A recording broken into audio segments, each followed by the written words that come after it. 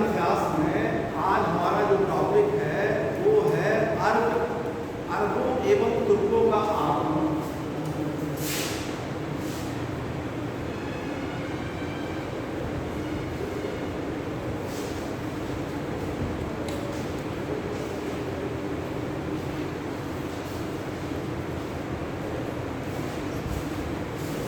देखिए, आज इतिहास में इससे पहले भी हम लोग पढ़ चुके हैं, विदेशी लोगों ने आक्रमण किया है, पहले भी किया है, ठीक है। और ये भी आक्रमण है, मध्यकालीन में भी आक्रमण हुआ। तो इसमें उसमें क्या था, पहले के आक्रमण में जो पहले आक्रमण हुआ था और जो आज यानी मध्यकालीन इतिहास में जो अरब एवं तुर्क आक्रमण जो हम आप पढ़ने जा रहे हैं, इसमें अंतर क्या है? देखिए, बेसिकली अंतर है कि पहले भारत में अगर ये क्वेश्चन आता है या आप पढ़ते हैं कि विदेशी आक्रमण कहाँ से शुरू हुआ, तो जो विदेशी आक्रमण है वो ईरानियों ने शुरू किया, ठीक है। नहीं, ईरानी सिकंदर से भी पहले, ठीक है, सिकंदर से भी पहले। तो अगर हम क्वेश्चन पूछे कि भारत में पहला आक्रमण सिकंदर है, ईरानियों ने किया, ठीक है, ईरानियों ने आक्रमण किया, ठीक है, यूनान के पहले भी किया। ये जो पहला आक्रमण है ये इस्लाम धर्म के अनुयायियों का आक्रमण है, या इसको आप कहते हैं मुस्लिम आक्रमण है ये पहला, ठीक है। तो आखिर ये आक्रमण होता क्यों है, इसका कारण क्या है? देखिए, प्राचीन काल से ही व्यापार होता चला है। हम लोग सिंधु घाटी सभ्यता से पढ़ते चले आ रहे हैं, व्यापार दो तरह के होता था, एक स्थल मार्ग, ठीक है, और एक जल मार्ग। तो अगर आप मैप नक्शा देखेंगे तो अरब कंट्रीज जो है उनसे समुद्र तटीय रूप से जुड़ा है कि नहीं है, समुद्र तट से, लेकिन उनको आक्रमण करने के लिए वो स्थल मार्ग से भी आक्रमण कर सकते हैं, यानी उनके पास स्थल मार्ग और जल मार्ग दोनों ऑप्शन है, वो दोनों से कर सकते हैं आक्रमण। लेकिन यहाँ उन्होंने आक्रमण किया क्यों? सवाल यह है कि आक्रमण किया क्यों, इस बात का सवाल है। लेकिन व्यापार होता है, हमेशा इतिहास में कभी भी पढ़ेंगे तो आक्रमण करने का सबसे प्रमुख उद्देश्य तो आर्थिक ही होता है, ठीक है, कि क्षेत्र पे कब्जा करने के। यहाँ भी अरब के जो अरब में जो पूरा अरब प्रायद्वीप था, वहाँ पे कई छोटे छोटे राज्य हुआ करते थे। आधुनिक हम लोग जो सीरिया कहते हैं, उसकी राजधानी उस समय दमिश्क थी, ठीक है। वहाँ के एक शासक थे वलीद और उनका एक गवर्नर थे हज्जाज। तो वहाँ के जो शासक थे उनके लिए एक जहाज आ रहा था श्रीलंका से। श्रीलंका भारत के आप देखेंगे तो दक्षिण है, ठीक है, यहाँ श्रीलंका है। ये जहाज इधर से जा रहा था, तो ये कौन सा तट है, अलाहाबाद तट है ना। अलाहाबाद पे जो डाकू लोग थे उन्होंने जहाज को लूट लिया, ठीक है। जो डाकू लोग थे उन्होंने क्या किया, इस जहाज को लूट लिया। इस जहाज पे कई वस्तुएं थी, जैसे वस्त्र थे, ठीक है, उस समय कुछ खाने वाले पदार्थ भी थे जो जा रहे थे अरब में। तो वहाँ उस समय दमिश्क के जो शासक थे उनका ये जहाज था और डाकुओं ने क्या किया, लूट लिया। तो जहाँ पर ये लूटा गया वो था गुजरात का एरिया, गुजरात के आसपास का जो एरिया था वहाँ पर ये लेट लौटा, मतलब लूट लिया गया। गुजरात से सटा हुआ, जिसको कहते हैं सिंध, ठीक है। गुजरात से उत्तर आप देखेंगे इस समय सिंध पाकिस्तान में है। तो वहाँ पे जहाज को लूट लिया गया, और जब जहाज को लूट लिया गया तो वहाँ के जो शासक थे उन्होंने ये संदेश भिजवा दिया कि इस जहाज को जिन्होंने लूटा है उसको आप दंड दे दीजिए, यानी दाहिर, वहाँ का जो शासक था वो था दाहिर।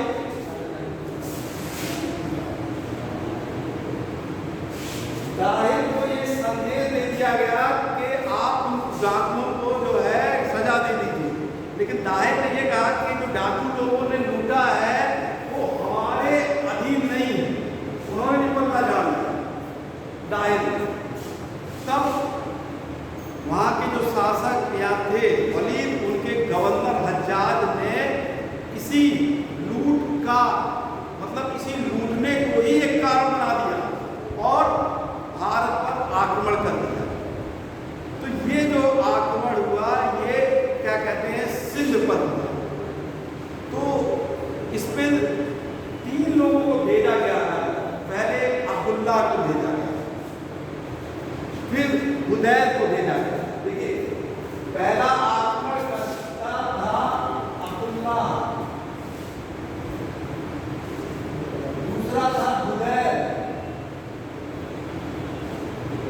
और तीसरा आक्रमणकारी था मोहम्मद बिन कासिम।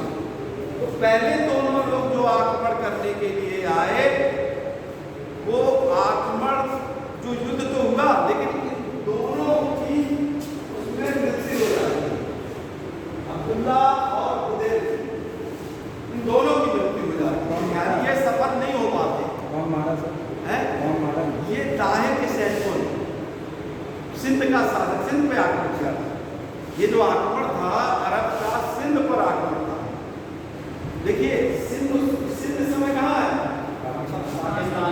इस समय है ना, तो उस समय नहीं था, उस समय भारत में था। ठीक है, यहाँ तक कि अफगानिस्तान के काबुल तक का क्षेत्र भारत में था।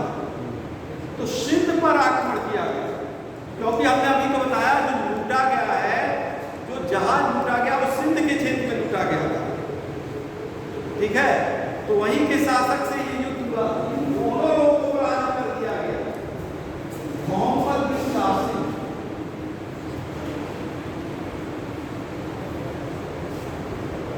मोहम्मद बिन कासिम को भेजा गया। तो इसने क्या किया, इसके साथ इराकी सेना, देखिए उस समय अरब के आसपास क्षेत्र के जो सैनिक थे उनको एकत्रित करके इराकी सैनिकों को भी इसके साथ भेज दिया गया मोहम्मद बिन कासिम के साथ। और इसने क्या किया, ताहिर पर आक्रमण किया। ताहिर पे सिंध पर आक्रमण करने के गया, लेकिन वो अपना बचाव करता रहा और एक स्थान पर पहुंचता है, वो है रावर। इसीलिए इस युद्ध का नाम कहा जाता है रावर का युद्ध। 712 ईस्वी में ये युद्ध हुआ, रावर का युद्ध। 712 ईस्वी में रावर का युद्ध।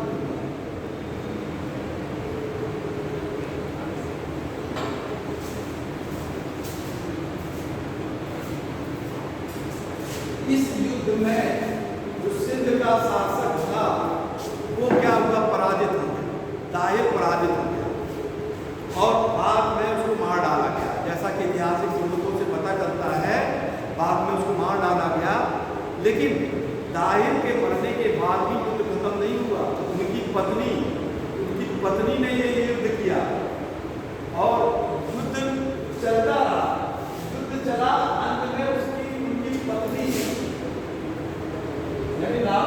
जो ताहिर थी, उनकी पत्नी की भी युद्ध में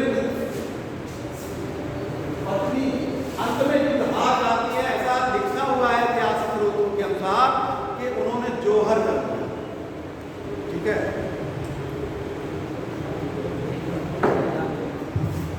तो देखिए जोहर प्रथा यहाँ हमको दिखाई देती है, जो राजपूत काल में आगे चल के हम मध्यकालीन इतिहास पढ़ेंगे।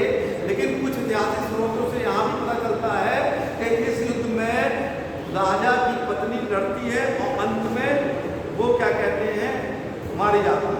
उसका नाम हम आपको बता दे रहे हैं।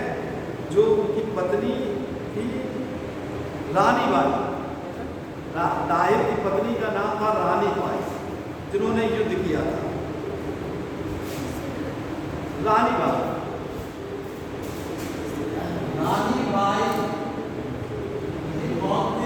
ये ताहिर की पत्नी थी। ताहिर सिंध का राज्य, सिंध का ब्राह्मण। देखिए इतिहास आप बहुत तेजी से, बहुत आराम से पढ़ना है। इसमें ये चीज है कि बेसिक चीजें ना भूल जाए। आप तक रख लें रानी ताहिर, ये याद है आपको कि पत्नी, हम उनकी पत्नी का नाम लिखवा नहीं रहे। आप लोग देखिए, बहुत लोग सोचते हैं कि तथ्य को लिखवाएं।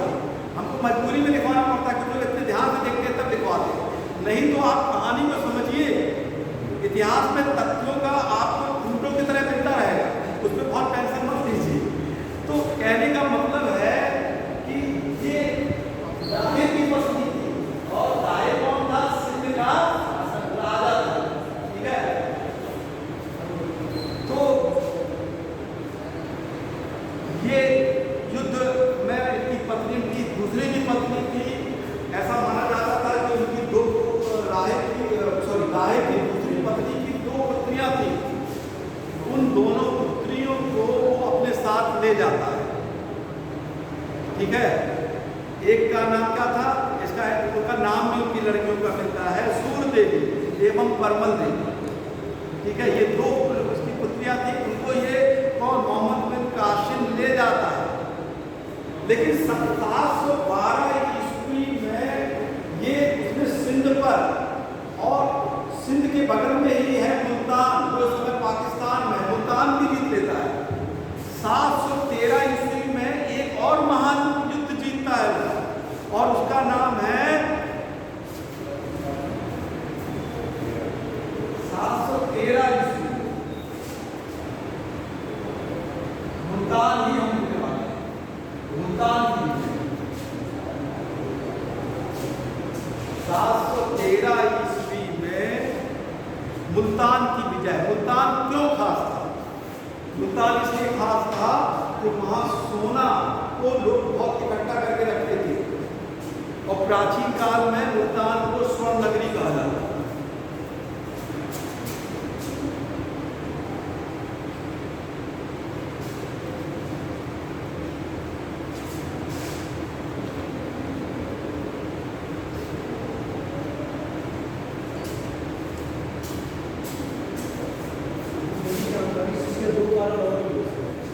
प्राचीन इतिहास में मुल्तान राजनीतिक केंद्र काफी दिनों तक रहा, इसके कारण बोला। तो देखिए, मुल्तान की विजय मोहम्मद बिन कासिम ने कर दिया। इसके बाद मोहम्मद बिन कासिम उस समय के, देखिए वहाँ के खलीफा थे सुलेमान, वहाँ पे दमिश्क में यानी सीरिया में खलीफा एक धर्म प्रचारक होते हैं, वहाँ के जो खलीफा थे सुलेमान, और वहाँ पर ये क्या कहते हैं, मोहम्मद बिन कासिम जब इनकी दोनों लड़कियों को लेके जाता है तो उसके बाद इसको मौत की, ऐसा माना जाता है, सजा सुनाई जाती है। किसको? मोहम्मद बिन कासिम को, क्योंकि उसके अत्याचार की कहानी ये दोनों यानी पुत्रियों ने वहाँ के खलीफा को बताया, सुलेमान को। मोहम्मद बिन कासिम के आक्रमण का प्रभाव क्या है? यानी हमने कहा तो देख लिया कि व्यापारियों को लूटा गया, तब उन्होंने आक्रमण किया, लेकिन मोहम्मद बिन कासिम एक लुटेरा था, उसको क्या कहते हैं, राज विस्तार से कोई मतलब नहीं था, वहाँ शासन करने से कोई युद्ध नहीं था। ऐसा नहीं कि सिंध को विलय कर दिया गया, सिंध को विलय नहीं कर पाया। कुछ स्थान पे, कुछ ऐसे स्थान थे जहाँ पे मुस्लिम लोग वहाँ पे रहने लगे, लेकिन अरब लोगों ने सिंध को अपने यानी अधीन नहीं किया, वहाँ शासन नहीं किया, कहने का मतलब है। वो युद्ध कर जीत कर सीधे चले आए। तो अरब के आक्रमण से किसको फायदा हुआ? भारत को फायदा हुआ, यानी प्राचीन भारत को ज़्यादा फायदा हुआ, या अरब को फायदा हुआ? ये जानना जरूरी है। इसके प्रभाव के ऊपर अगर हम लोग चर्चा करें तो प्रभाव का क्या है? देखिए, आप प्राचीन काल, अभी आप लोग एंशिएंट हिस्ट्री पढ़े होंगे, हम पहले भी हमने यहाँ पढ़ाया हुआ है एंशिएंट हिस्ट्री। देखिए, भारत का विकास हो चुका था कला के रूप में, साहित्य के रूप में और विज्ञान के रूप में। ये आपके सिंधु घाटी सभ्यता से ले शुरुआत ही हो गई थी कला की और कला और विज्ञान की, और गुप्त काल तक आते आते साहित्य का और कला का और भी विकास हो गया था, ठीक है। और यहाँ तो देख चुके हैं कि बौद्ध दर्शन का उदय भी हो चुका था, तो दार्शनिकता यहाँ पर थी। दार्शनिक चीज ये है कि जब हम लोग क्या कहते हैं, किसी को शुद्ध पूर्वक ज्ञान प्राप्त करते हैं, नैतिक पूर्वक ज्ञान प्राप्त करते हैं, किसी को दर्शन कहते हैं, तत्व पूर्वक ज्ञान प्राप्त करते हैं। तो यहाँ के जो विद्वान थे वो दार्शनिक थे, वो किताबें लिखते थे, साहित्य में उनका योगदान था। और अरबी वो लोग क्या तो यहाँ से प्रभावित हुए, यहाँ साहित्य से प्रभावित हुए। देखिए सीधे क्वेश्चन आता भी है कि जो सिंध का आक्रमण हुआ उसका इतिहास हमको पता कैसे चला। देखिए चचनामा, सिंध के ऊपर पूरी किताब लिखी गई थी चचनामा। ये किसने लिखी थी? ये अली अहमद। इसके राइटर का नाम जो माना जाता है वो अली अहमद। चचनामा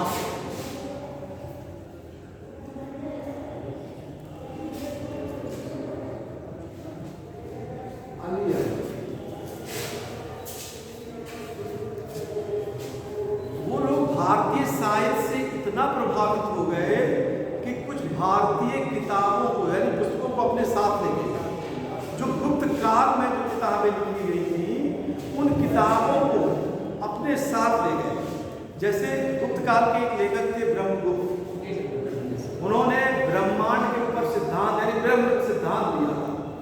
तो ब्रह्म सिद्धांत उनकी किताब थी, वो किताब वो लोग ले गए। एक और किताब थी खंड खांडव। ये दो किताब ब्रह्म सिद्धांत, दूसरी कौन थी? खंड खांडव। ये दो किताब थी ब्रह्मगुप्त की। ये दोनों किताब थी ब्रह्मगुप्त की। ये अरबी लोग अपने साथ ले।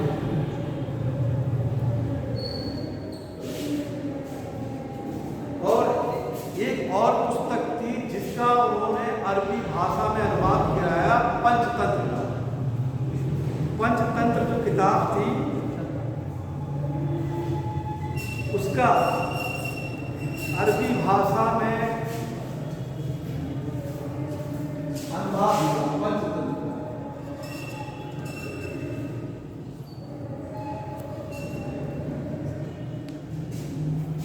अरबी भाषा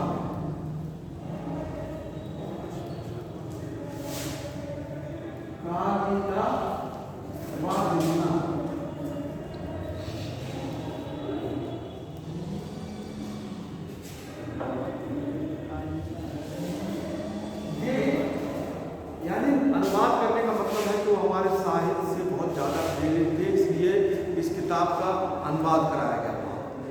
कला के क्षेत्र में भी योगदान रहा। कला के क्षेत्र में क्या योगदान हुआ? हम लोग देखिए मंदिर देखते हैं तो मंदिर में मंडप होता है। मंडप का मतलब बरामदा जैसे ये है, उसके ऊपर एक बुर्ज बनता है।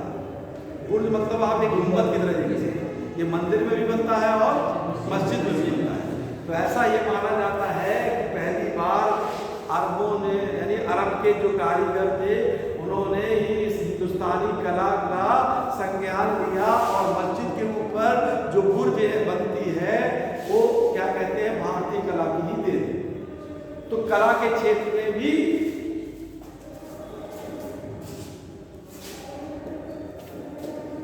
यानी कला के क्षेत्र में भी प्रभाव पड़ा।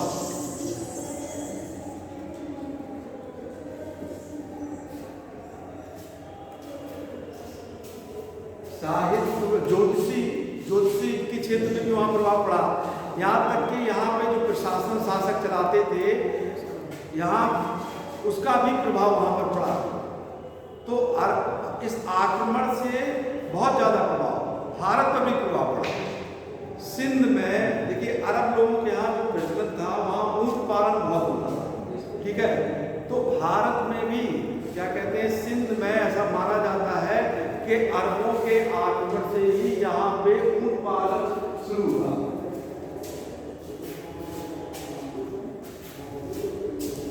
तो कहते हैं अरबों का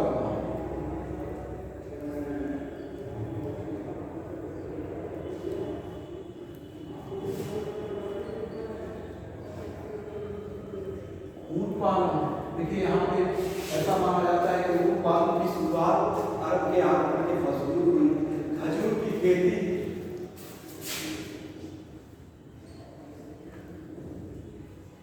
खेती का प्रचलन हुआ।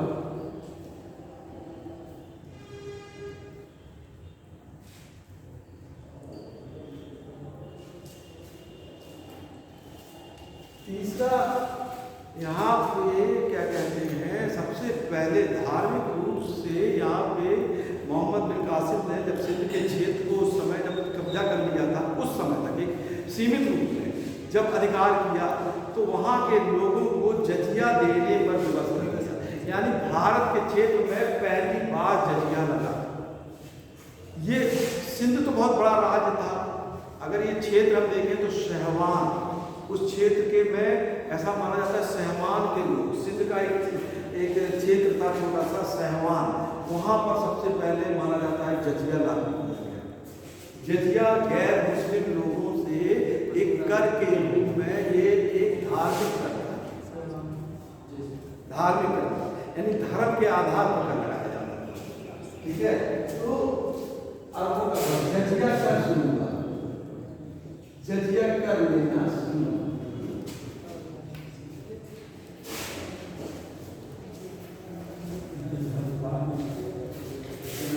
जजिया कर लेना, देखिए यहाँ पे शुरू हुआ सहवान, एक स्थान था सहवान में सर्वप्रथम जजिया लेना शुरू हुआ।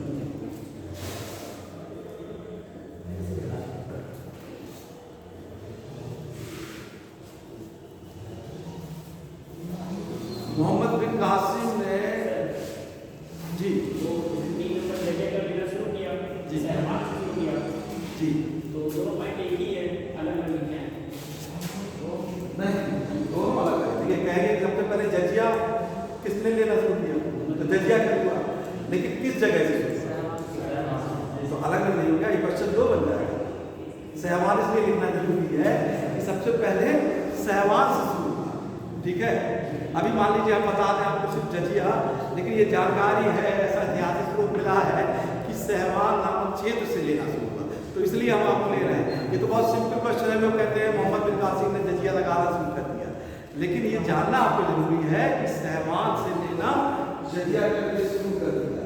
ठीक है, ये जजिया आज के शासक जो हुए मुगल काल में, इनका ये बहुत बड़ा कर हो गया, क्योंकि जनता बढ़ती गई, हिंदुस्तान में उन्होंने शासन किया, हिंदुस्तान को उनको ज्यादातर फायदा होता था जजिया से, गैर मुस्लिमों से वो तो संख्या में कम थी, तो इस जजिया कर का प्रभाव आगे बहुत ज्यादा होता है।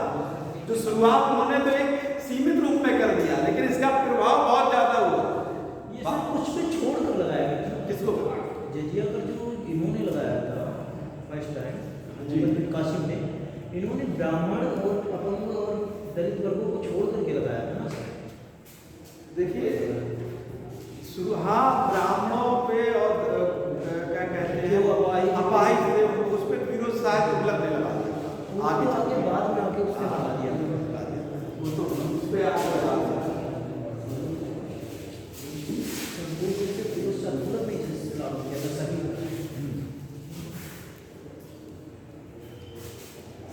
सर्वप्रथम और संपूर्ण अलग अलग चीज है, सर्वप्रथम हम लिख रहे हैं। ठीक है, सर्वप्रथम की बात याद हो रही है। तो ये देखिए अरब आक्रमण से का ये प्रभाव होता है, लेकिन सिंध पे कब्जा नहीं हो पाता है, पूरी तरीके से कब्जा नहीं हो पाता है। ठीक है, ये तो देखिए आपका तो अरब का आक्रमण था। ठीक है, अरब का ये आक्रमण था। अब आपका आता है तुर्की आक्रमण।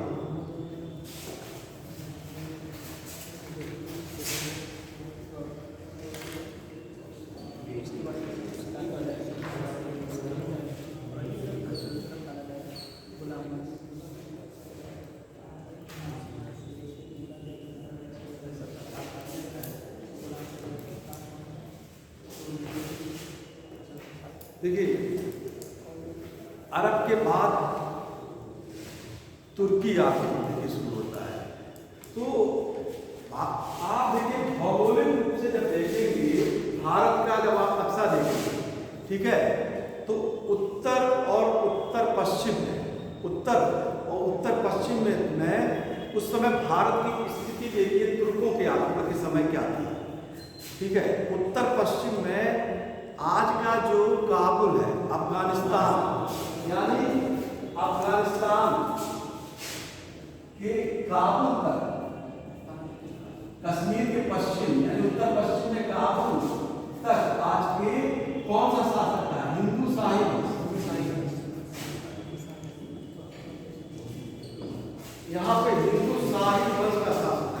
यानी ये तुर्की आक्रमण के काल में भारत की जो सीमा थी अफगानिस्तान तक थी।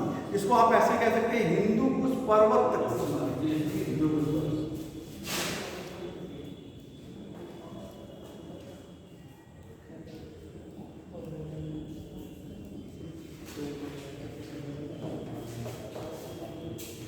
भारत के उत्तर पश्चिम में जो भौगोलिक स्थिति थी, उस भौगोलिक स्थिति के कारण ही आक्रमण का ये हुआ। कारण है कि उत्तर पश्चिम और उत्तर पूर्व में तुर्किस्तान एक क्षेत्र था, वहां पे ईरान के से पूर्वी शाखा के कुछ लोग चल गए और वो इतने घुल मिल गए कि उन लोगों को तुर्क कहा जाने लगा, यानी तुर्किस्तान। अगर आप मैप में देखेंगे तो जहां इस समय तुर्कमेनिस्तान, तुर्किस्तान ये जो क्षेत्र है, वहां के लोग छोटी छोटी जनजाति वहां रहने लगे और वो तुर्क कहलाने लगे। और आपस में ये लोग क्या कहते हैं, एक दूसरे पर आक्रमण करने यानी क्षेत्र से कब्जा करने के लिए आपस में लड़ने लगे। तो तुर्किस्तान का एक गुलाम था जिसका नाम था अल्पतगीन।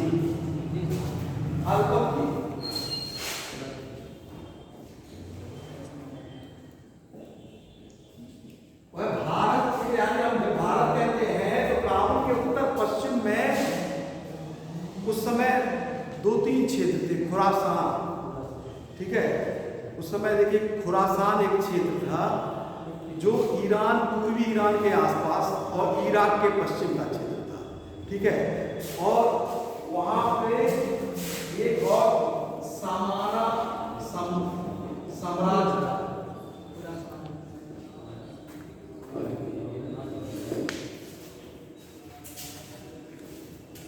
वहां पे अल्पतगीन नामक एक तुर्क दास था, जिसी ने सबसे पहले तुर्क साम्राज्य की स्थापना इसी ने की और अपनी राजधानी गजनी को इसी ने बनाया। गजनी को राजधानी बनाया।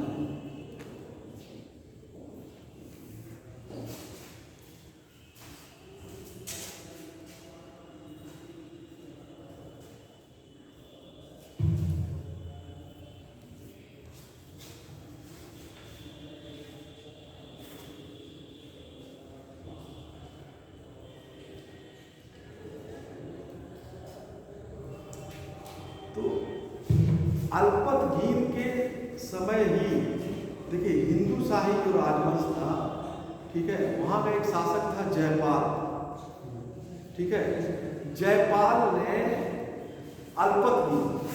अल्पतगीन के समय ही, अल्पतगीन वैसे मर जाता है, उसके बाद उसका एक लड़का रहता है जिसका नाम है पीराई। देखिए इसको समझ लीजिए ध्यान से।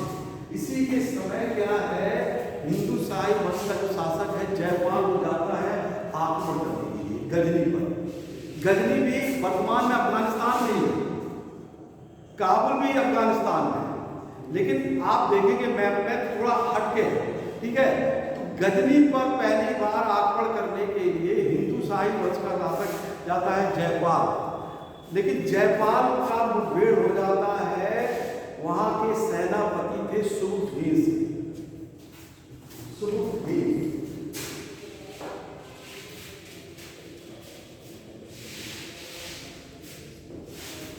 जयपाल की पराजय हो जाती है।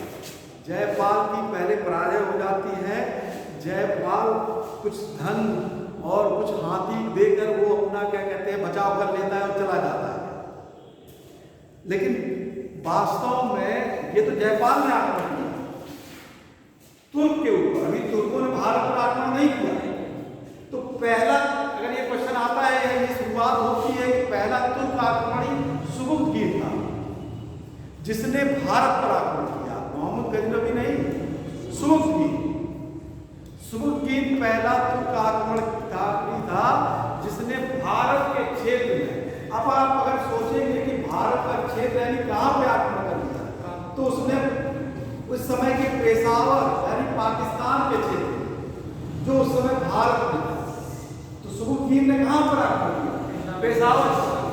पेशावर के आसपास क्षेत्र पर आक्रमण कर दिया। ठीक है, और इस आक्रमण पे पेशावर के पास सुबुकीन का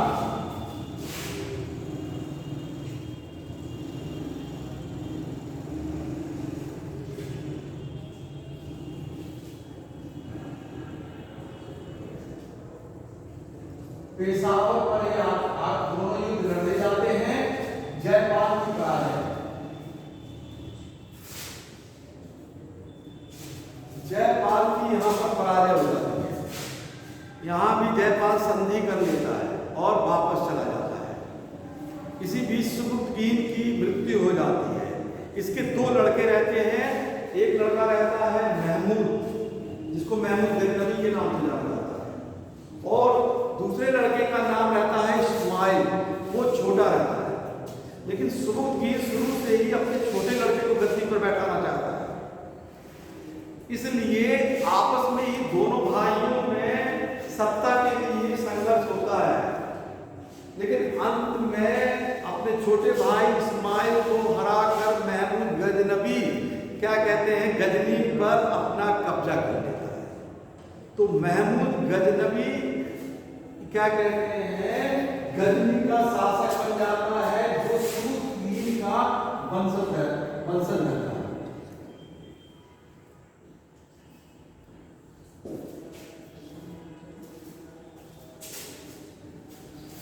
देखिए, महमूद गजनवी का भारत में आक्रमण करने का क्या उद्देश्य था?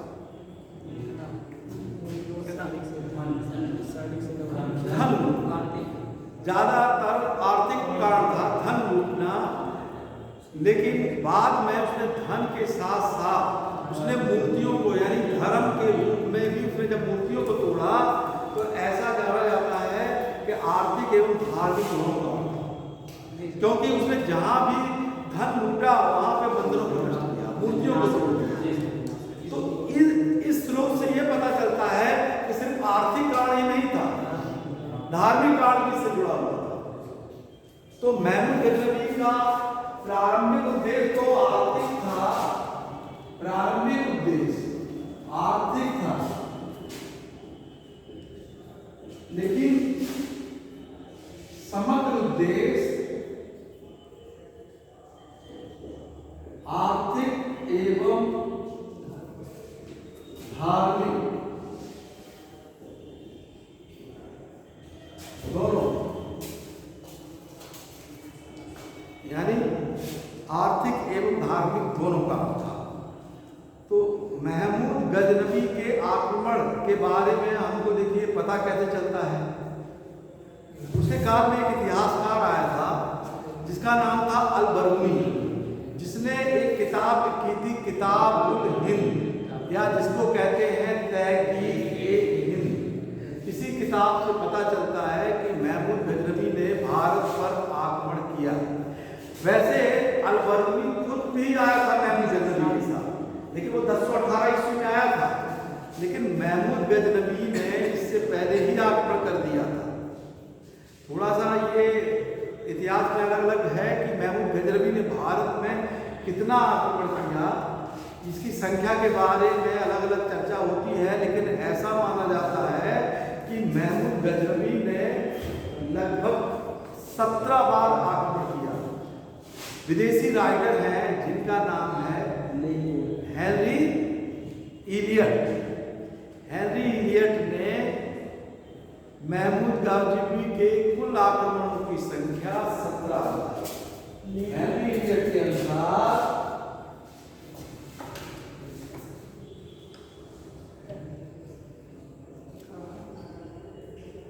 महमूद गजनवी ने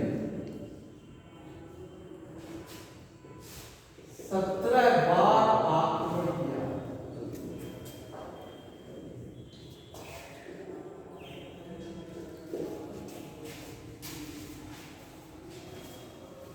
देखिए, जब भी कोई राजा आक्रमण करना पड़ेगा तो उस समय भारत की स्थिति क्या होगी? उस समय भी हिंदू शाही वंश था ही, काबुल तक उसका शासन था। जयपाल वहाँ का शासक था, उनकी राजधानी थी उद्भानपुर या बेहिंद। हिंदू शाही वंश की जो राजधानी थी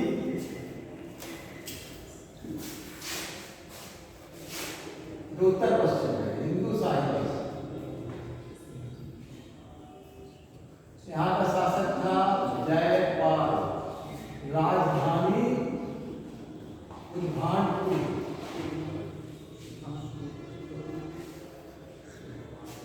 या बेहिंद।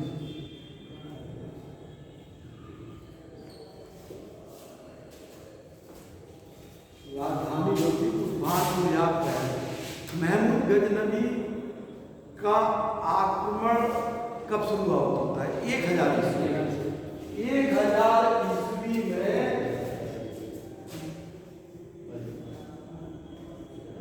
महमूद गजनबी ने आक्रमण की शुरुआत की। 1000 ईस्वी में महमूद गजनबी का जो पहला आक्रमण था वो हिंदू शाही जो वंश है उसके पासी प्रांतों में उन्होंने पहला आक्रमण कर दिया। पहले हिंदू शाही वंश पे नहीं किया, उसके आसपास क्षेत्रों में पहला आक्रमण किया और आक्रमण पे विजय हुआ और वो लौट गया। 1000 ईस्वी में महमूद गजनबी का पहला आक्रमण होता है। 1000 ईस्वी 1001 ईस्वी में महमूद गजनबी का दूसरा आक्रमण होता है। ये होता है हिंदू शाही वंश जयपाल पर। 1001 ईस्वी में महमूद गजनबी का दूसरा आक्रमण हुआ। 1001 ईस्वी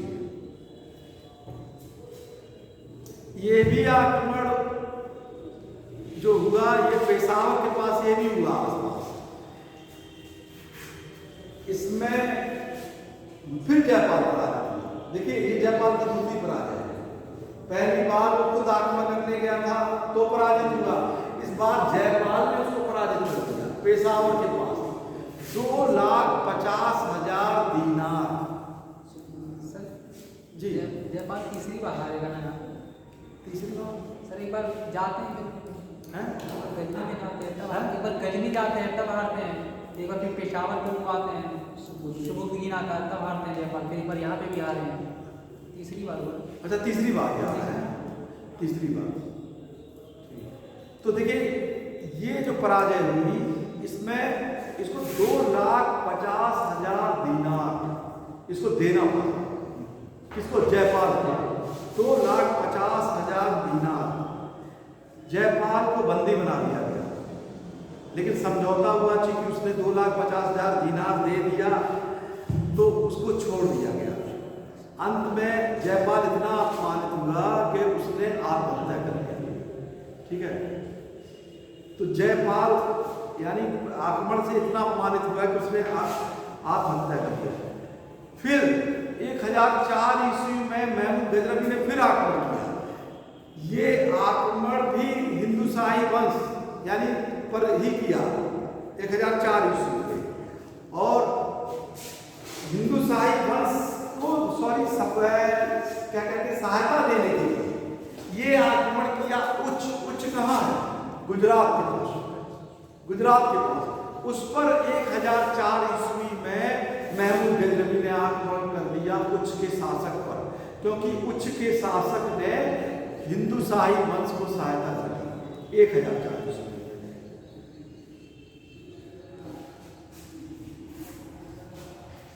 इसके बाद ये महमूद ये आक्रमण हुआ 1004 ईस्वी में। 1005 ईस्वी में 1005 ईस्वी में मुल्तान पर आक्रमण हुआ।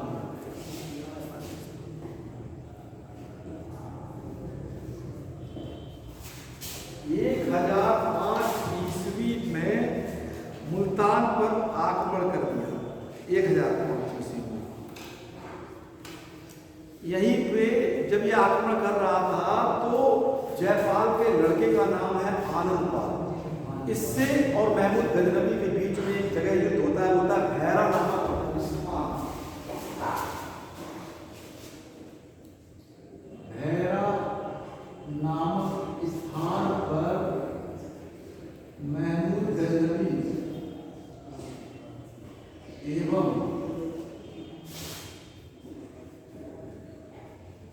आनंद पाल के बीच में ये युद्ध होता है। आनंद पाल इसका लड़का है जयपाल, ये भैरा नाम, इसमें आनंद पाल की पराजय हो जाती है।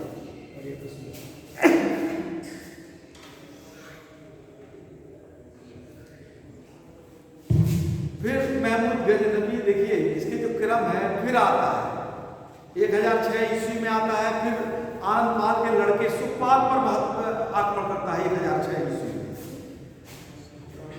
और फिर 1008 ईस्वी में फिर आता है। अभी देखिए आनंद पाल की मृत्यु नहीं हुई थी, आनंद पाल को फिर आक्रमण करता है 1008 ईस्वी में, और इसमें पुनः आनंद पाल की पराजित हो जाती है।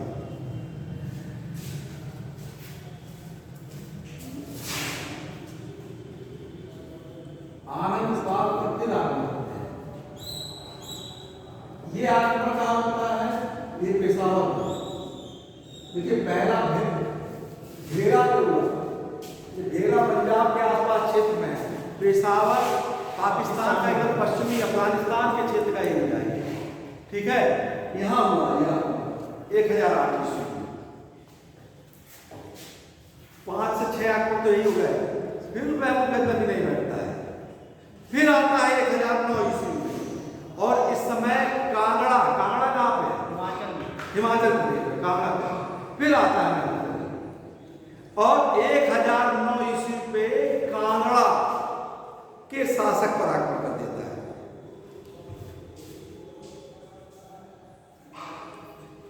और वहां पर एक किला था नगरकोट का किला, कांगड़ा पर एक किला था नगरकोट का। इसको जीत देता है। ये कब जीता है? 1009 ईस्वी में की विजय।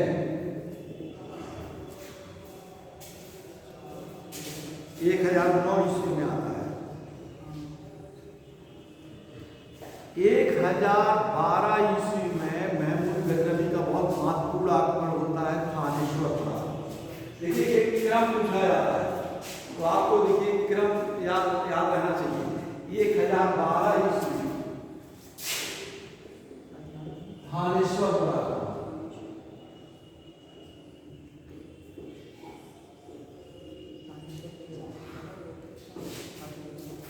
1012 ईस्वी पर महमूद गजनवी ने थानेश्वर पे आक्रमण किया।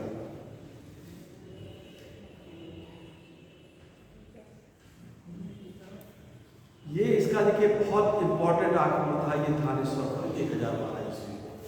यहाँ के भी जो थानेश्वर की इसने विजय कर दी, लेकिन विजय क्या किया? उसने लूट लिया, धन लूटा और फिर चला गया। इसके बाद ये फिर आता है, बहुत इंपॉर्टेंट आक्रमण करता है 1018 में। इस समय ये 2 आक्रमण करता है, मथुरा पर और कन्नौज पर। 1018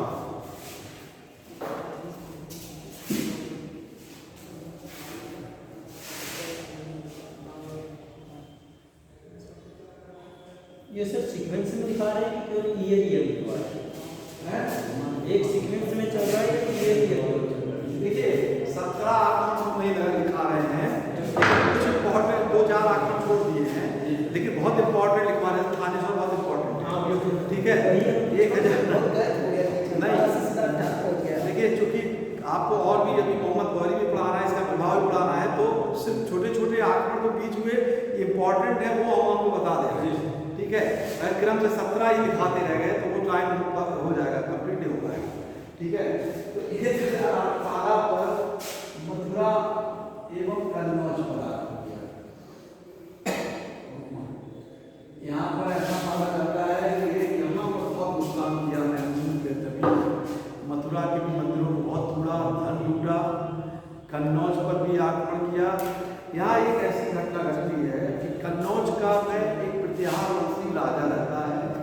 जिसका नाम है राजपाल। ठीक है, कन्नौज पर जब वो आक्रमण करता है तो ये राजपाल, राजा क्या होता है, अपना राज छोड़कर भाग के चला जाता है।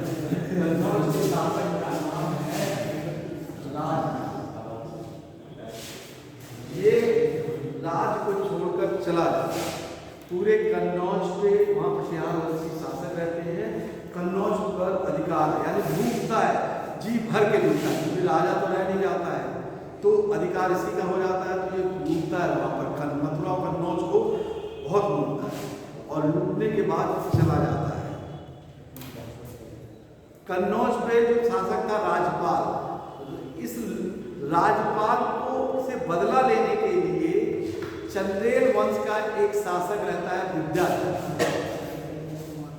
चंदेल का शासक रहता है विद्याधर। ये राजपाल से बदला लेने के लिए राजाओं का एक संघ बनाता है और अंत में राजपाल की हत्या कर दी जाती है। इसलिए हत्या की जाती है कि क्यों ये महमूद गजनबी के आक्रमण को इसने युद्ध नहीं लड़ा और भागकर चला गया।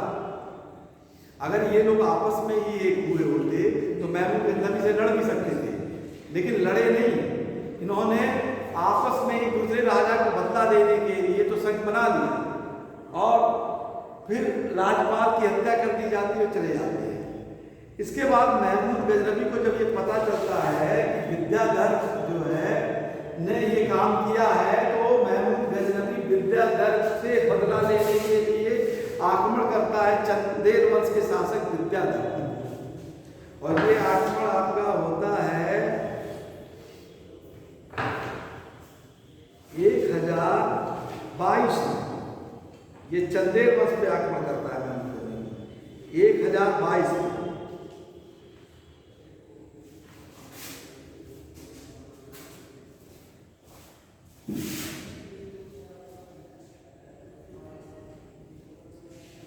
चंदेल वंश के शासक यानी विद्याधर पर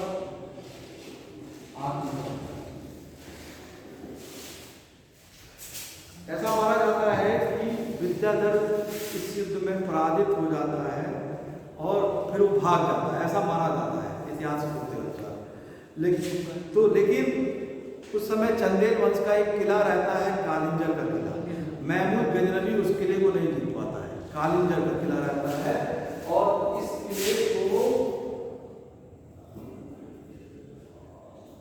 किले को नहीं जीत पाता है। देखिए, इतने तो आक्रमण तो हमने जो बताया आपको महमूद गजनबी ने किया, लेकिन इतिहास में महमूद गजनबी का इन आक्रमणों में सबसे विनाशकारी आक्रमण कौन सा है? सोमनाथ। ये कब किया गया? 1025 ईस्वी में सोमनाथ पर आक्रमण किया। ये सोमनाथ किस राज्य में था? गुजरात। किस राज्य में? गुजरात। और यहाँ के शासक का नाम था भीम प्रथम। प्रथम एक ही का नाम है। हाँ, कहीं कहीं मिलता है या मूल राज दिया। देखिए यहाँ थोड़ा सा जब गौरी आक्रमण करता है वहाँ मूल राज द्वितीय रहता है।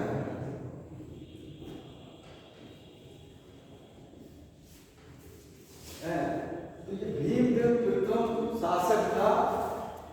ऐसा माना जाता है कि महमूद गजनबी के आक्रमण के समय ये भी अपना राज छोड़ के चला जाता। और 1025 ईस्वी में महमूद गजनबी उस समय देखिए शिव का जो शिवलिंग था बहुत बड़ा वहाँ पर था और करीब 10,000 गांव का धन वहाँ इकट्ठा होता था, जमा होता था। 10,000 गांव माना जाता है। तो कितना कई मन सोना वहाँ पर रखा हुआ था। महमूद गजनबी को आसानी से इस आक्रमण से बहुत अधिक धन प्राप्त हो गया, क्योंकि उसका विरोध करने वाला राजा था ही। और हत्या करते हुए वो सीधे शिवलिंग को तोड़ता है और जो मार्ग था वो मुल्तान से जाता है, ठीक है। लेकिन अगर पूछता है कि महमूद गजनवी का जो मार्ग था वो कहाँ से, मुल्तान से होकर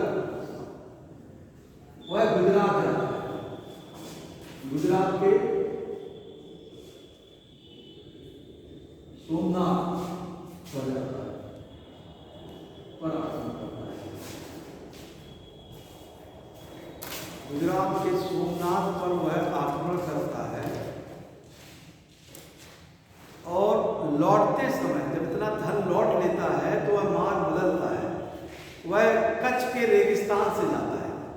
और आप लोग जागृति में पढ़े होंगे कि कच्छ का जो रेगिस्तान है दलदली है, तो उस समय घोड़ों के साथ वो धन लेके लौटता है, तो बहुत से घोड़े ऐसे मार जाते हैं कि वहाँ फंस जाते हैं, बहुत ज़्यादा। और जिस एरिया से मैं लौट रहा था वो जाटों का एरिया था, तो जाटों ने बहुत अधिक परेशान किया महमूद गजनवी को जाते समय। जाट एक जनजाति थी। आजकल कहाँ रहते हैं जाट? हरियाणा भारत में कहाँ रहते हैं? सर बहुत आए क्षेत्रों में रहते हैं आप, ज्यादातर के क्षेत्र हरियाणा मथुरा हरियाणा के आसपास ये जाट, आप मुगल काल में भी पढ़ेंगे औरंगजेब के काल में जाट का विद्रोह हुआ था, तो जाटों का बहुत बड़ा क्षेत्र जो वहाँ सिंध के आसपास रहता था। इस समय हम इंडिया की चूंकि भारत की बात कर रहे हैं, उसमें भारत में हरियाणा पश्चिमा के आसपास जाट रहते हैं, ठीक है। तो कहने का ये मतलब है कि उस समय जाट बहुत तेज तर्रार थे और युद्ध में क्या कहते हैं इन्होंने महमूद गजनवी को बहुत परेशान किया। इसलिए महमूद गजनवी जाता है और वो सोचता है कि जब तक हम जाटों से बदला नहीं लेंगे, यानी अंतिम आक्रमण का उद्देश्य उसका धन लाभ करना है, जाटों का बदला लेना है। आप समझे इस चीज को? तो अंतिम आक्रमण का उद्देश्य उसका चेंज हो रहा है कि वो धन ना लूट कर जाटों से बदला लेने के लिए आता है 1027 ईस्वी में, और सिंध के जाटों को पराजित भी करता है। ऐसा पहला शासक है महमूद गजनवी के कभी भी पराजित नहीं हुआ। इतना आक्रमण किया लेकिन वो पराजित नहीं हुआ, ठीक है। इतना आक्रमण उसने किया लेकिन वह पराजित नहीं हुआ। तो महमूद गजनवी भारत में विजय कर लेता है। तो इसके विजय के कारण क्या है आप लोग बताइए कि आखिर वो जीतता है तो इसमें भारत में किस चीज की कमी ऐसी रह गई कि वो विजय कर गया? एकता की कमी,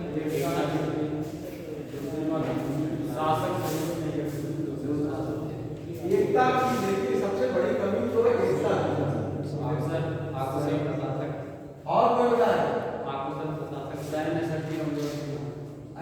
सैन्य क्षमता कमजोर थी। हाँ, सैन्य क्षमता भी कमजोर थी, उनकी सैन्य क्षमता। वो लोग देखिए जुझारू होते थे। हम लोगों को अभी जम्मू कश्मीर या उत्तराखंड के पहाड़ों पर चलने दिया जाए तो आप हम नहीं चढ़ पाएंगे, लेकिन वहाँ के जो लोग रहते हैं अभी तुरंत चढ़ जाएंगे, बोझ लेके चढ़ जाएंगे। क्यों? क्योंकि वो उसी जलवायु में रहते हैं। तो ये लोग भी लड़ाकू प्रवृत्ति के थे, घुमक्कड़ थे। इनका ये काम ही था कि युद्ध करना, लड़ना। तुर्क लोगों का कारण ही था, ये आसपास लड़ते रहते थे, बहुत तेज तर्रार होते थे, इनका ये कारण ही था। और इसीलिए ये जो लड़ते थे उनका एक उद्देश्य था, और भारतीय सभ्यता संस्कृति का एक उद्देश्य युद्ध नहीं था।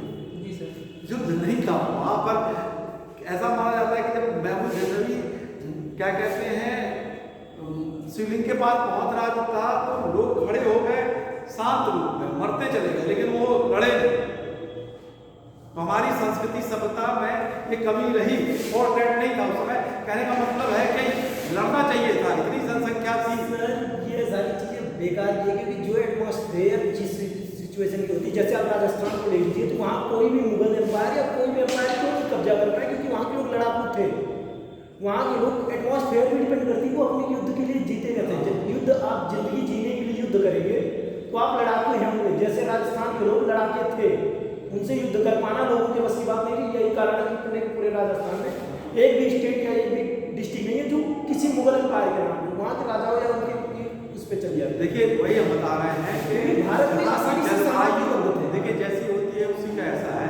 हम हम यहाँ पे भारतीय नैतिकता की बात कर रहे हैं। आप राजस्थान के वहाँ पे मत जाइए। हमने जो अभी बात की वो नैतिकता की बात की कि वो उन्होंने उस मंदिर को लूटने दिया, ये कह रहे हैं। क्यों?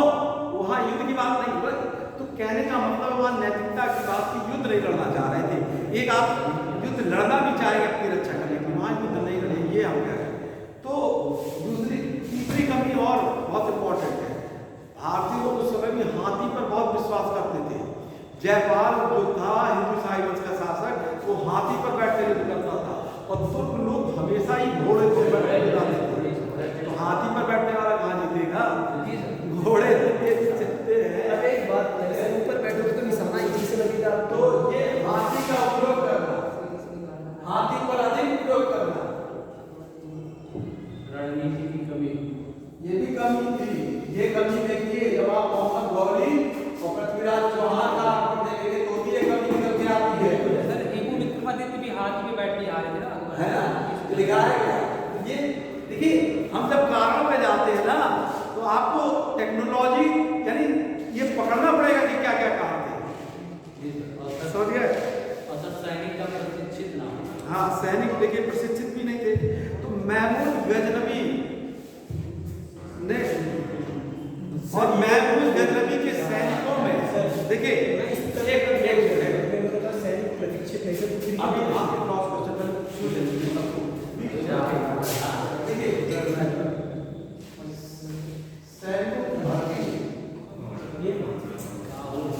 भैया आर्मी थे, टमाटर खानी बात इराकी भी थे, बच कर लेता है।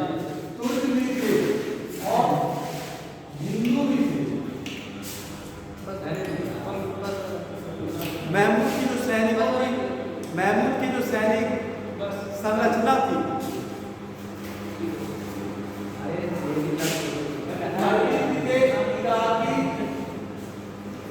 तुर्क और हिंदू यानी सभी लोग शामिल थे उसके सैनिकों में। यानी उसने जब जीता तो हिंदुओं को भी भर्ती उसने की, यानी सभी लोगों को उसने सम्मिलित रूप से भर्ती किया। ये भी यानी सम्मिलित रूप में उसने सामूहिक रूप में सैनिकों की भर्ती की थी और उसने युद्ध लड़ा।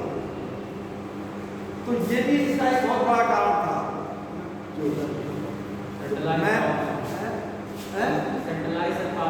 सेटेलाइट का पावर ना होना, ये तो बहुत बड़ी कमी थी ही उस समय की। भारत की हमेशा से कमी रही है, विदेशी आक्रमण के दौरान केंद्रीकृत ना होना ये सबसे बड़ी कमी थी। तो देखिए, महमूद गजनवी ने यहाँ विजय किया, लेकिन महमूद गजनवी ने क्या शासन किया यहाँ के क्षेत्र में? नहीं। तो ये आक्रमण अस्थायी हुआ। अगर आप कहीं आक्रमण करते हैं और लूट के चले जाते हैं तो उसका अच्छा शासन करने की नहीं, इसीलिए ये तुर्क आक्रमण सिर्फ एक लूट के रूप में था, वो गया चला गया। कुछ क्षेत्र में महमूद गजनवी के कुछ क्षेत्र जैसे आपका सिंध हुआ, सिंध एवं मुल्तान, ये तो ऐसे क्षेत्र थे कि यहाँ पे गजनी वंश के शासक करते थे। लेकिन बाकी भारत के जितने भी क्षेत्र अगर आप देखिए कि 1027 तक जहाँ जहाँ उन्होंने आक्रमण किया वहाँ पर शासन नहीं किया। सिर्फ कुछ क्षेत्रों, 2 क्षेत्रों में देख लिया जाए तो गजनी वंश के शासक थे, बाकी क्षेत्र पे और कोई शासन नहीं था। महमूद गजनवी ने भी देखिए सिक्का चलाया था, ठीक है, उस सिक्के पर अपना नाम भी अंकित किया था, वो संस्कृत में अंकित किया था नाम, ठीक है, संस्कृत भाषा में यानी संस्कृत भाषा में अपना नाम लिखवाया था, सिक्का चलवाया था।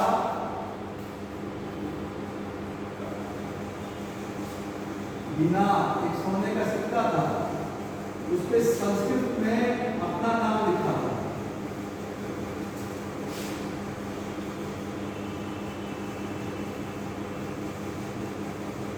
महमूद गजनवी जब भारत में आक्रमण करने के आया तो उसके साथ अल-बरूनी आता है। अल-बरूनी ने यहाँ के ऊपर एक किताब लिखी और ये किताब बाकी आगे चल के इतिहासकारों के लिए प्रेरणादायक हो गया किताब, यानी किताबुल हिंद यानी तहकीके हिंद। ये किताब उसने लिखी, उस किताब में उसने भारत के सामाजिक, राजनीतिक, धार्मिक और आर्थिक इतिहास के बारे में लिखा।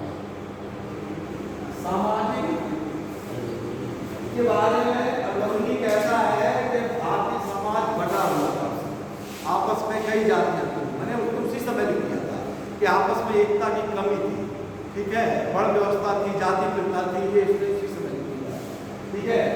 राजनीति के बारे में उसने लिखा था कि शासक वहाँ पे अलग अलग जगह शासन करते थे और उनमें एकता की कमी थी। राजनीति के रूप में उसने जो बताया कि शासक एक दूसरे से लड़ा करते थे, आपस में एक नहीं थे, ठीक है। धार्मिक रूप से वो तारीफ करता है कि यहाँ पे कई मंदिर थे और वो लिखता है भारतीय लोग अपना धन जो है सुरक्षा का केंद्र मंदिर, यानी मंदिर में रखते थे, जमा कर देते थे कि मंदिर ही उनकी रक्षा करेगा, ठीक है, मंदिर में रख देते थे। तभी तो महमूद गजनवी गया, इतना सोना लूट के चला आया, वहाँ पे उसको इतना सोना चांदी वहाँ पे मिल गया, तो भारतीय लोग यानी मंदिर पे ही जमा करते थे। तो यानी धार्मिक रूप से उसने बताया, आर्थिक दृष्टि से वो कहता है कि भारतीय जो है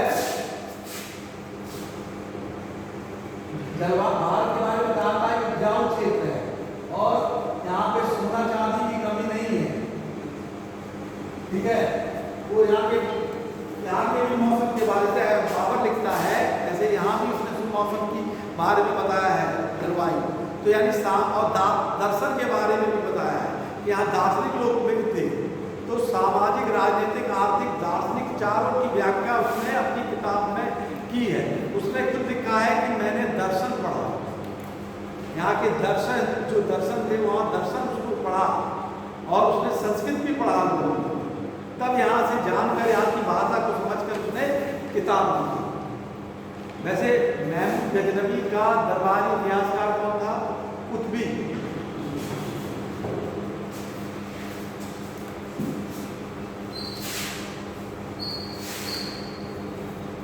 महमूद गजनवी का दरबारी इतिहासकार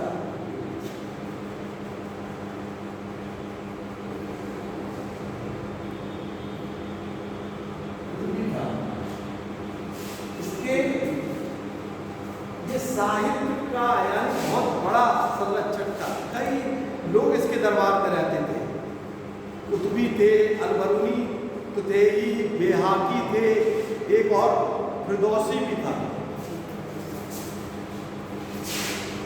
फिरदौसी इसी ने एक किताब लिखी थी सायनामा,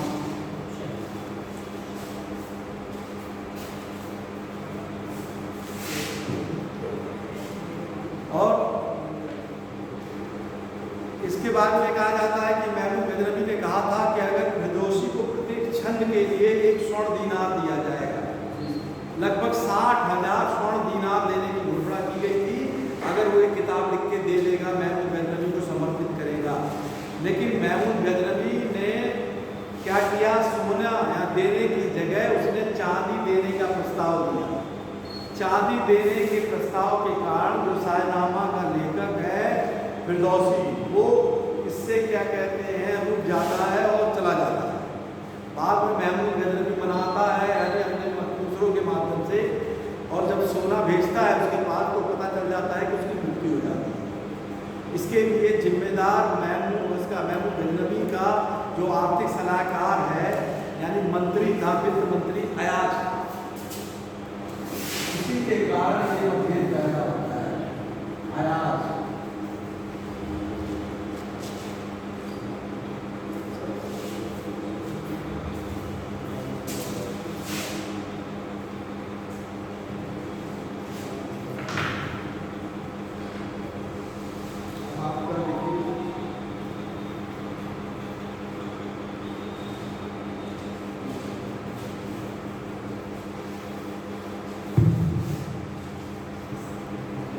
ये देखिए तुर्क आक्रमण था, ठीक है।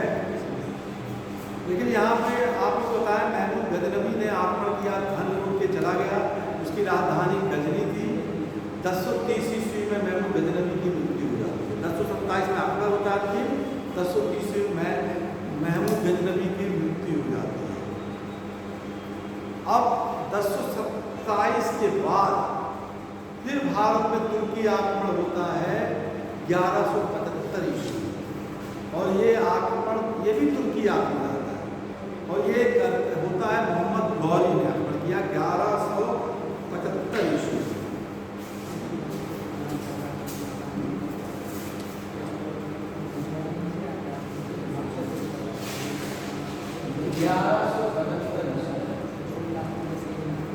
देखिए गौर प्रदेश,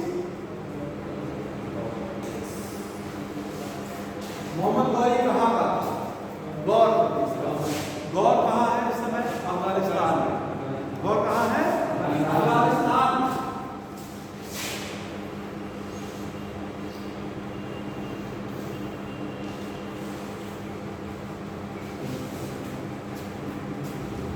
गौर भी अफगानिस्तान में। मोहम्मद गौरी जो है ये भी तुर्क था। इसके जो पूर्वज थे वो ईरान से थे, ईरान से आए हुए थे, और वो लोग क्या कहते हैं तुर्कों के साथ घुल मिल गए थे, तो ये भी तुर्क कहलाने लगे। तो मोहम्मद गौरी का लेकिन वंश अलग था, ठीक है, उसका वंश था संस बनी।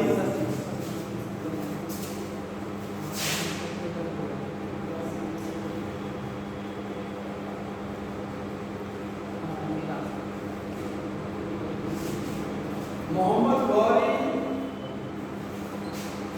क्यों भारत में आक्रमण करता है? देखिए, हाँ बताइए। धार्मिक विस्तार के लिए उसका मुख्य उद्देश्य राज्य में अपना धार्मिक प्रचार करना और अपने सीमा का विस्तार करना। लेकिन वो क्यों भारत आता है? सीमा के विस्तार के लिए, अपने राज्य के विस्तार के लिए सर। हैं? सीमा विस्तार के लिए करता है। नहीं, देखिए आप कैसे समझिए,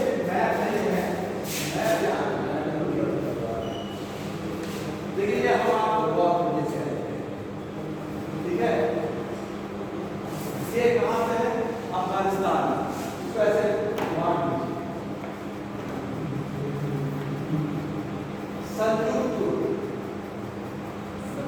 इसके गौर प्रदेश के पश्चिम में से सल्जूक, ये इसको बहुत परेशान कर रहे हैं। सल्जूक जनजाति, ये किसको परेशान कर रहे हैं? गौरी। पश्चिम में इंडिया में ये रहा है, इंडिया पूरब में ये यहाँ पे इसको परेशान कर रहे थे, इसलिए वो पश्चिम में नहीं जाता, ठीक है। शुरू से ही सल्जूक लोग इसको परेशान कर रहे थे, तो पश्चिम में नहीं आ रहा। दूसरा, इसके भाई एक थे गयासुद्दीन था इसका भाई, उसने कहा था कि पूर्वी एरिया तुमको मिलेगा, यानी तुम पूर्वी जगह आ।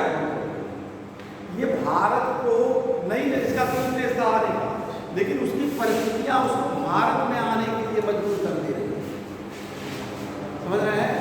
तो जब वो पूरब की तरफ मुड़ता है, जब हम ये अफगानिस्तान के बाद कौन सी सीमा है इसकी? इस समय पाकिस्तान। हम ऐसे ध्यान दे रहे हैं पाकिस्तान। ऐसे आपको क्या समझिए, ये मैप तो नहीं है, लेकिन अफगानिस्तान के बाद पूरब में क्या आया है? पाकिस्तान। अफगानिस्तान से पाकिस्तान का ये देखिए पेशावर, और ये है आपका मुल्तान, और ये एरिया है गुजरात। गुजरात क्षेत्र है, ये भारत से लगा हुआ है गुजरात से, और यही दक्षिण में है सिंध, और ये है आपका मुल्तान। जब ये पूरब की तरफ मुड़ता है, ठीक है, पूरब की तरफ मुड़ता है, तो वो मुल्तान पहुंचता है, तो पूरब की तरफ मुल्तान में हमने बताया, मुल्तान का जो क्षेत्र था, मुल्तान किसके पास था? गजनी वंश, ठीक है। मुल्तान और सिंध, गजनी यानी यहाँ मुस्लिम शासक थे, आप ऐसे कह सकते हैं, वहाँ पे मुस्लिम वंश, गजनी ना कहिए, सॉरी, लेकिन मुस्लिम प्रांत कह दीजिए, इस्लाम धर्म के बनाई थे, ठीक है। गजनी वंश के लोग थे पंजाब में, तो यहाँ पर यानी मुल्तान में और सिंध में ये सिया समुदाय के लोग थे। तो 1175 ईस्वी में महमूद गजनवी गोमल के दर्रे से, ये जो दर्रा है गोमल कोमल दरबार यहाँ से आता है और मुल्तान को जीत लेता है 1175 ईस्वी में। मुल्तान पे आक्रमण करता है। ठीक है, मैं थोड़ा बहुत समझ में आ रहा है कि नहीं? देखिए ब्रिटिश समझिएगा, ये ऐसे आप समझिए, ये आपका पेशावर है, ये मुल्तान है, ठीक है, और इसके दक्षिण में आप आ जाएंगे तो ये हम कह रहे हैं गुजरात, और ये सिंध है।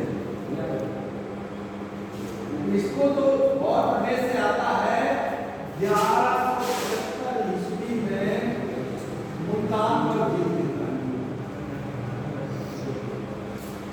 अब मोहम्मद गौरी, देखिए अब मोहम्मद गौरी इधर आता है गुजरात, तो मुल्तान से किस किस किस रूट पे आता है, किस दिशा में?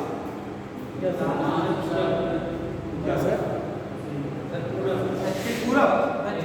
दक्षिण पूरब। देखिए दिशा ज्योग्राफी से हिस्ट्री का बहुत संबंध है, दिशा जरूर समझिए। जब आप दिशा समझेंगे तभी आगे से मैं आपको देखिए फॉलो होगा। हम हमारे मैप बनाने का यही होगा, आप ऐसे बोलेंगे नॉर्थ साउथ ईस्ट वेस्ट, आप यहाँ हैं ऐसे लाइन पर कहाँ जाएंगे? ऐसे नहीं तो दिशा क्या हो गई? नॉर्थ साउथ दक्षिण पूरब। तो आप ऐसे यानी मुल्तान से ऐसे गया और फिर ऐसे मुड़ा तो कहाँ पहुँच गया? दक्षिण पूरब में। कौन सा भारतीय राज्य था? गुजरात। 1178 ईस्वी। ठीक है, और गुजरात में वहां का राजा कौन था? मूलराज द्वितीय। ठीक है, मूलराज द्वितीय शासक था गुजरात। गुजरात में जो शासक था वह मूलराज द्वितीय था।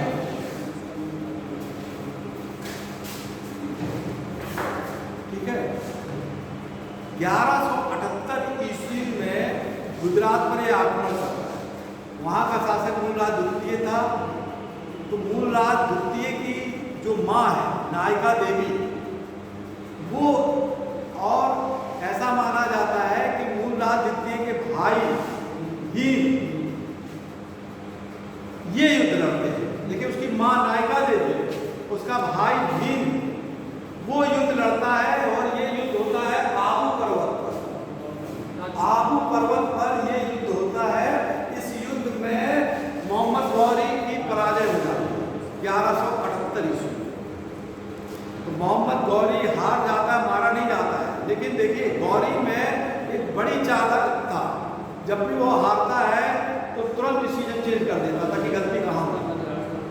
उसको ये लगा कि हमने गलत दिशा अपनाई।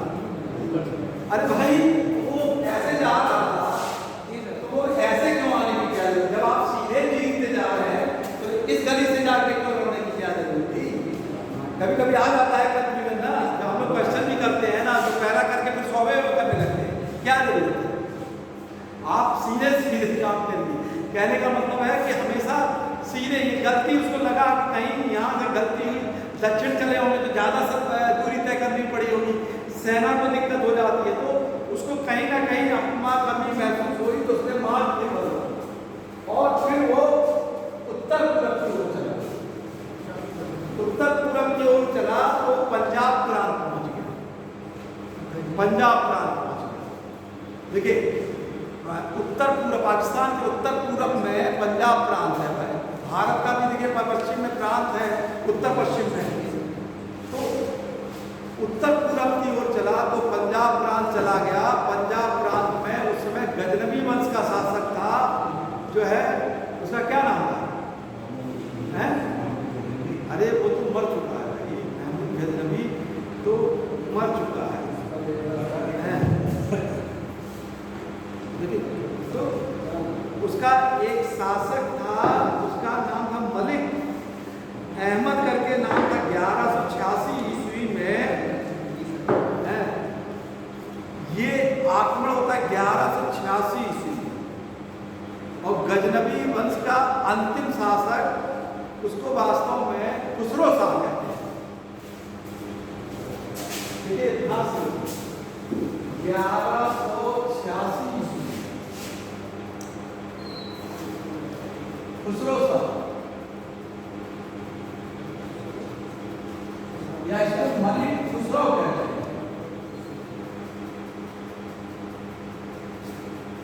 ये रहता है गजनी को आसानी से पराजय, गजनी वंश के आसानी से पराजित कर देता है, गजनी वंश को आसानी से पराजित कर देता है और पंजाब में अपना अधिकार कर लेता है। पंजाब में जब जीत लेता है तो पंजाब की जो सीमा है वो हरियाणा और दिल्ली से लगी हुई है, ठीक है। तो उस समय दिल्ली और अजमेर का जो शासक था कौन था? पृथ्वीराज चौहान। पृथ्वीराज तृतीय,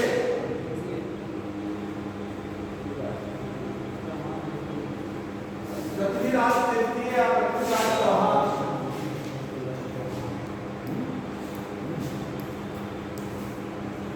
ये शासक था। तो महमूद गजनबी मोहम्मद गौरी जब ये क्या कहते हैं 1186 में विजय कर लेता है, उसके बाद ये भटिंडा, ये हरियाणा में रहता है, भटिंडा के किले को जीत लेता है। तो जब भटिंडा के किले को जीत लेता है तो पृथ्वीराज चौहान तुरंत सशक्त हो जाता है, मतलब उससे तुरंत वो क्या कहते हैं, वो परेशान हो जाता है कि मोहम्मद गौरी यहाँ तक आ गया।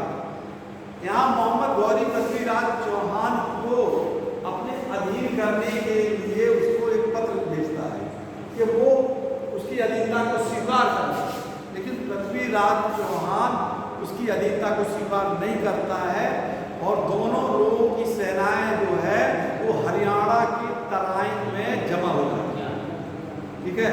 और ये एक युद्ध होता है 1191 ईस्वी। ये होता है तराइन का युद्ध, प्रथम युद्ध। इस युद्ध में मोहम्मद गौरी की पराजय हो जाती है, लेकिन मोहम्मद गौरी युद्ध में हारने के बावजूद पृथ्वीराज चौहान उसको छोड़ देता है। लेकिन जो किला होता है भटिंडा का, जो किला पृथ्वीराज चौहान 13 महीने बाद भी नहीं जीत पाता है, उस किले पर मोहम्मद गौरी का अभी तक कब्जा रहता है। भटिंडा के किले को नहीं जीत पाता है, वहाँ जियाउद्दीन अहमद नामक एक किलेदार रहता है, उस किले को पृथ्वीराज चौहान नहीं जीता। मोहम्मद गौरी वापस अपने गौर प्रदेश जाता है। गौर प्रदेश यानी गौर प्रदेश उस समय उसने गजनी पर भी अधिकार उनका हो गया था, वही गजनी जो मोहम्मद गजनवी की राजधानी थी, जिसको अल्बकीर ने स्थापित किया था, उसी गजनी को पर वो पुनः जाता है और फिर एक साल बाद फिर लौटता है 1192 ईस्वी। 1192 ईस्वी में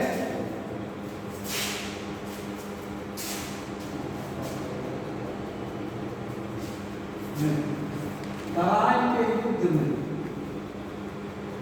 फिर वही प्रक्रिया चलती है, यानी मोहम्मद गौरी ही इनको संदेश भिजवाता है कि अधीनता स्वीकार कर ले। पृथ्वीराज चौहान, इसका क्या मतलब है, राजा बिल्कुल गैर जिम्मेदार हो चुके थे, उनको ये नहीं मालूम था कि वो फिर आ सकता है। तो फिर 1192 ईस्वी में तराइन का द्वितीय युद्ध होता है। इस युद्ध में पृथ्वीराज चौहान की पराजय हो जाती है। इतिहासकारों ने देखिए अलग अलग चीज लिखा है कि पृथ्वीराज चौहान की मृत्यु कैसे हुई है। ज़्यादातर जो इतिहासकारों का मानना है वो हसन निजामी नामक एक इतिहासकार है, उसको इसलिए मानते हैं क्योंकि इसके बाद ही उसका क्रम आता है। इल्तुतमिश के समय वो हसन निजामी आता है, तो उसने जो लिखा है हसन निजामी ने, उसने वो यही लिखा है कि पृथ्वीराज चौहान को मोहम्मद गौरी अजमेर ले जाता है। अभी वहीं मारता नहीं है तराइन पे, हरियाणा में, यानी राजस्थान ले जाता है, अजमेर ले जाता है। अजमेर में पृथ्वीराज चौहान विद्रोह कर देता है और वहां पर उसकी हत्या कर देता है। कुछ इतिहासकार ये भी कहते हैं कि सतवेदी भाट से पृथ्वीराज चौहान ने मोहम्मद गौरी की हत्या कर दी, या कुछ इतिहासकार ये भी कहते हैं कि मोहम्मद गौरी पृथ्वीराज चौहान को अफगानिस्तान अपने प्रदेश में ले गया, गजनी ले गया, वहाँ हत्या कर देते हैं, उन लोगों ने भी लिखा है। लेकिन ज़्यादा जो मामला है केवल एक उनके राजकवि चंद्रवरदाई का ये स्टेटमेंट है कि वो सब वेदी भाष जो चंदन राय है उन्होंने लिखा है कि सब वेदी भाष से उन्होंने उनकी हत्या कर दी। लेकिन ये इतिहासकारों में भी मतभेद बना हुआ है, इसलिए ये अलग अलग कहानी बताया जाता है कि कैसे मृत्यु। सर पृथ्वीराज चौहान की हत्या के बाद 1994 के पहले 1194 के पहले और वो 1206 तक जिंदा रहा, भारत में युद्ध किया, तो फिर कैसे मान लिया पृथ्वीराज चौहान? ये हमने कहा था आपसे मान, इसलिए उनकी बातों को मैं फैक्चुअल नहीं मानता था, कोई नहीं मानता है। तो 1192 के बाद मृत्यु हो जाती। इसके बाद देखिए ये तो एक 2 युद्ध हुआ। अब आप इसके बाद मोहम्मद गौरी की प्रशासनिक नीति के बारे में आप समझिए। उसके बाद गौरी कहाँ चला जाता है? यहाँ गौरी और गजनी में समानता है, गजनी मोहम्मद गजनवी भी चला जाता है, गौरी भी चला जाता है, लेकिन अंतर क्या है? दासों को छोड़ दिया जाता है यहाँ शासन। मोहम्मद गौरी ने अपना नेतृत्व 2 महत्वपूर्ण सेनापति 3 लोगों को दे दिया। किस किस को?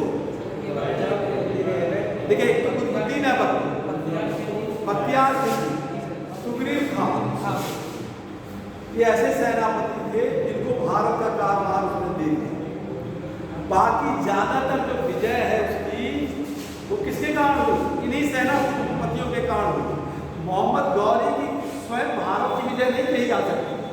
मोहम्मद गौरी आता था, चला जाता, लेकिन उसके लिए एक नीति तो बनाई कि उसने अपने क्षेत्र को बांट कर, उसने एक प्रशासनिक कार्य किया कि अपने क्षेत्र को बांट कर अपने सेनापतियों को दे दिया।